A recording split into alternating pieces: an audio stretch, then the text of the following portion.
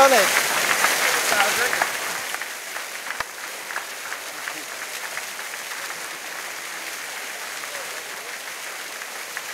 Om iets over 4 bereikten de deelnemers van de eerste Kevin Memorial March gisteren het Venrayse centrum. Na een 70 kilometer lange wandeltocht die maandagavond in Tilburg startte, hield de groep, die onder andere bestond uit familie, vrienden en oud-commando's, op het Schouwburgplein halt. Hier ontvingen zij uit de handen van Kevins moeder een speciale penning.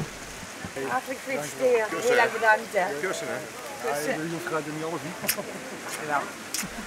Onder begeleiding van doedelzakspelers werd vervolgens het laatste stukje van de herdenkingsmars naar het Kevin van der Rijplantsoen ingezet.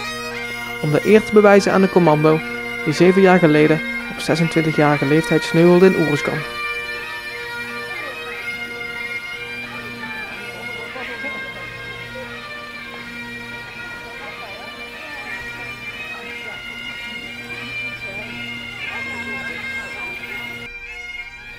Voor zijn ouders en alle aanwezigen een zeer bijzonder moment. Ja, super indrukwekkende dag, maar heel hartverwarmend dat al die mannen dat doen voor Kevin en voor ons. Ja, helemaal geweldig. Ja, dat is, dat er nog zoveel animo is en dat er zoveel dingen gedaan worden. Het is natuurlijk schitterend dat het gedaan wordt. Kevin wordt niet vergeten, sowieso bij de oud-commando's niet, maar ook bij zijn vriendengroep niet. Er liepen er verschillende met de Memorial Mars mee. En dat is gewoon geweldig. Ja, het is al 7 jaar, maar het lijkt ook pas 7 jaar. Dus het lijkt zo kort.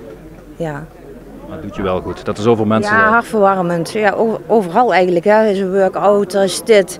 Er wordt zoveel, op alle kanten wordt aan hem gedacht en herdacht. Ja, dat is toch geweldig wat die jongen nog klaar speelt. Hij doet het nu nog. Hij krijgt het nu nog klaar. Dat alle aandacht voor hem is, dat krijgt hij overal klaar. Ja, dat is toch super. Ja, dat is onvoorstelbaar. En dat is ook heel, dat doet je heel wat, weet je wel. Hè? Dat komt heel diep in. Ja. Het gaat nou vandaag, zeg maar, gaan je gedachten nou helemaal terug naar 7 jaar geleden? Ja, niet alleen vandaag. Dat is bij alle speciale zaken, zeg maar, die in een jaar gebeuren. Hè? Met verjaardagen, feesten, noem maar op. Dat staat gegrift in je geheugen. Hè? Als ik de ogen dicht doe, dan zie ik alles weer voor me. Letterlijk dus, wat dan gaat, blijft dat altijd. Ja. Dus niet alleen vandaag, maar dat is altijd. Ja. En niet alleen bij mij, maar dat geldt voor mijn dochter Peterkind en voor mijn. De moeder van Kevin is dat ook. Ja. Tijdens de ceremonie werden enkele kransen gelegd.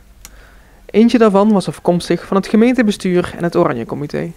Omdat het gemeentebestuur met name het heel belangrijk vindt dat buiten de mensen die in de Tweede Wereldoorlog gesneuveld zijn, ook alle mensen die waar ook ter wereld in een gevechtssituatie of bij de verdediging van ons land of van de vrede in het algemeen zijn gesneuveld. En daarom hebben wij ook het initiatief genomen voor het monument wat hier aan de zijkant staat. Samen met het Veteranencafé Venray hebben we geld ingezameld en is dit monument tot stand gekomen. We zagen aan de achterkant van dat mooie herdenkingsmonument zagen we altijd dat Kevin geëerd werd door zijn familie. Dat was eigenlijk de aanleiding voor dit monument. Absoluut, want dat is iets wat we moeten blijven gedenken. Zolang nog steeds jongens van ons, maar ook uit andere landen, vechten voor de vrede op aarde, moeten we dat met z'n allen eren. De ceremonie werd afgesloten met een speciale whisky toast. Op Kevin! Op Kevin! Noem kwam.